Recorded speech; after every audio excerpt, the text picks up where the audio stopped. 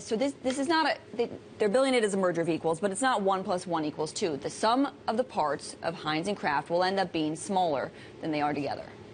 Right, and, well, certainly they're going to be able to extract a huge amount from combining two companies. They're claiming this $1.5 billion number, which is an enormous number by any standards.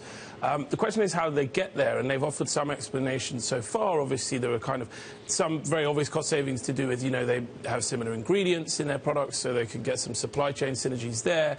There's some sort of more complicated synergies, can they put Kraft products into other things 3G already owns, so can they put them into Burger King restaurants? But what I'm trying to say is the combined company is going to be smaller than the sum of the two parts, because what 3G is going to do is cut costs, cut out the fat. They are going to cut costs, they are going to cut out fat. They've already done a lot of that at Heinz, bear in mind. So I guess a lot of the fat will be cut from Kraft. And what does that mean? In reality, that means job losses. We think there are going to be a lot of job losses. This number they're projecting, I think it's annually by 2017, huge number. Yep. How do they get there? Headcount reduction would be the most obvious route. Is this a glimpse into the future of Warren Buffett, as the Financial Times is writing this morning, that he is, moving away from the tradition of being a value investor, and now he's getting into the business of synergy and cost cutting just behind 3G? Right, and as you say, it's behind 3G. He's letting someone else kind of go in, do the dirty work for him, make the cuts, make the savings.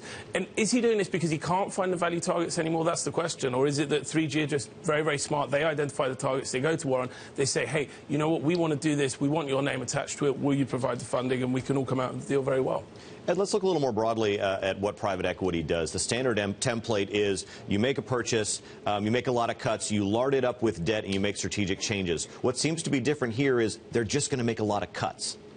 Right, so that's one difference, is they make a lot of cuts. Another clear difference is they hold their companies for a long time. So 3G don't do the traditional private equity thing of go in, as you say, gear it up with a lot of debt and then flip it. They go in, they make these substantial cuts, and they hold it and actually run it as a highly efficient business, and then they find some other exit. I mean, in a way, what they're doing with Heinz is a form of exit, because they're reversing it into a public company and making it public again, but they're still holding their stake. So they're still going to hold, in a way, an enlarged stake in a large company.